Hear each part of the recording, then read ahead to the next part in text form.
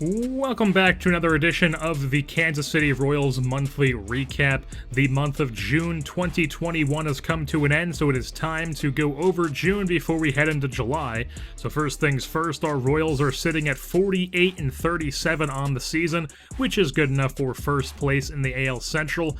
The Indians are 2 games behind them, and then the White Sox are 5.5 games back as well. The Twins and Tigers, they're pretty much out at this point. They're both going to need a lot of help to get back into the race in the second half of the season. As far as the league leaders go, we have Jorge Soler, who's done very well with the power numbers. He's got 19 home runs, which is tied for 6th in the American League. Jorge Bonifacio has an .893 OPS. He's kind of slowed down a bit from his fast start of the year, but it is still good enough for the 13th best OPS in the American League. Kelvin Herrera still doing his thing out of the pen, 26 saves, first in the American League. He's got a 1.26 ERA, 53 strikeouts in 43 innings. Mark Leiter Jr., he's still doing his thing as a starter this year. He's only allowed 15 walks all year long, which is best in the AL. A 1.07 whip is tied for 3rd. A 2.5 WAR is tied for 6th. Then we've also got Danny Duffy, who's got a 2.53 ERA, which is 8th.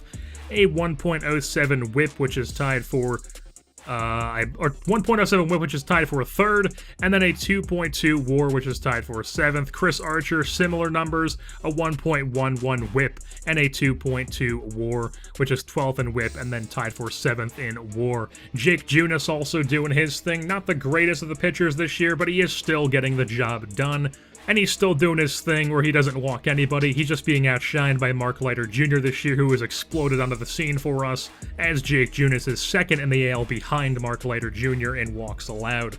Now taking a look at the bats on our team, we've got Jorge Bonifacio, who I did just talk about. He's still the best bat on the team, that .893 OPS with 15 home runs. He has slowed down a bit from his fast start of the year, but he is still a very good bat for us, so we'll take that. Jorge Soler, his OPS is .814, has got 19 home runs. Still doesn't have the OBP that I would like to see, but the power numbers are definitely still there, so at least those are still there in his final season here with the Royals.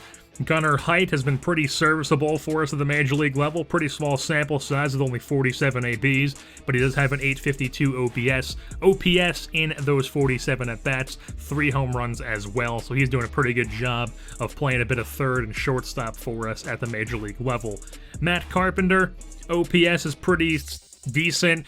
OBP still pretty good, a .356 OBP. He's only the leadoff guy against right-handers because he only plays against right-handers, so he's doing his job, leading things off, getting on base to start off ball games.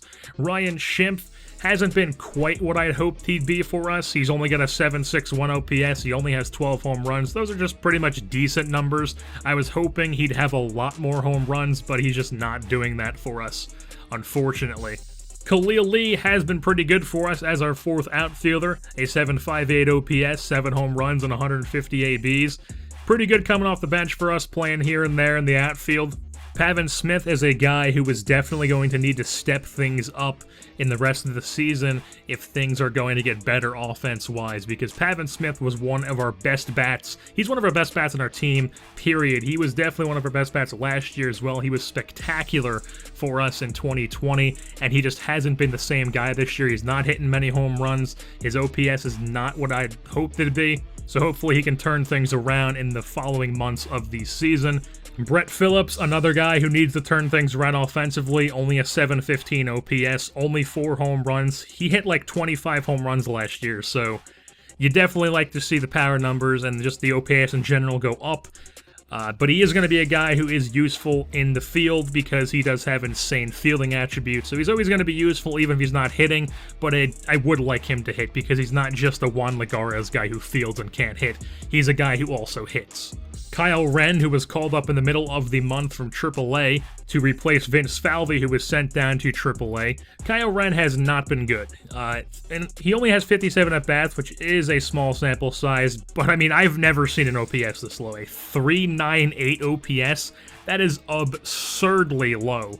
He just has not been able to do anything for us in his short time in the major leagues this year. We are just struggling to find a consistent DH for us at the major league level. Like I said, Vince Falvey, he got sent down, and he has been very good in AAA since being sent down. He's got a 9.29 OPS and 58 at-bats. He'll probably be back up in the major leagues at some point to take over his DH spot.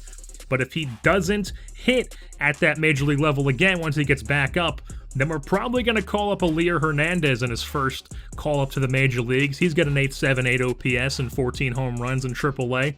He's just been doing his thing down in the minors, just waiting for his opportunity, and this is the year, if any, where he's going to get an opportunity. So Hernandez is a guy to keep an eye on, and it'll be interesting to see who is going to be our DH come playoff time. As far as the shortstop situation, Chris Owings is not playing well, and the situation has reached the next phase, which is Chris Owings has been sent down to AAA, and Cody Escalona has been called up from AAA. He is now our major league shortstop. He had a 9.04 OPS and 54 ABs in AAA. He's starting here in shortstop. He's wearing number 15 for us. He's going to get some time in the big leagues before the trade deadline, and then once the trade deadline rolls around, we'll do some more assessments and see if we want to trade for a shortstop. Another thing that happened in the game against the Reds was Sean Gilmartin fractured his wrist. He is on the 60-day DL, which is definitely a bummer to our team because Sean Gilmartin was arguably our best reliever besides Kelvin Herrera, who has been lights out this year. Orlando Meadows was called up to replace Gilmartin. Meadows was very good in AAA. He had 34 and 2/3 innings pitched, 43 strikeouts, a 2.34 ERA, a 2.19 FIP. And so far in the major leagues, he's only got 3 1/3 innings pitched so far, but he does have 7 strikeouts in those 3 1/3 innings. So far, Orlando Meadows' major league career is off to a pretty solid start. And just a little update before we end things on a prospect. MJ Melendez is a catcher down in AA who I've already done a prospect profile on. He was raking in AA, 8.52 OPS, 10 home runs, so I decided to call him up to AAA. He's now in AAA Omaha, doing the catching up there. I'm not sure what Melendez's future is in the organization, but that's just an update on him. He could possibly end up being a 1-2 punch with Valoria in the major leagues, or he could be trade bait. It's not really sure at this point, but that's just an update on MJ Melendez. One thing that happened in the month of June, at the very start of June, is the MLB entry draft. We had the 22nd overall pick this year, and with that 22nd overall pick, we took shortstop prospect Alan Takahashi out of Japan.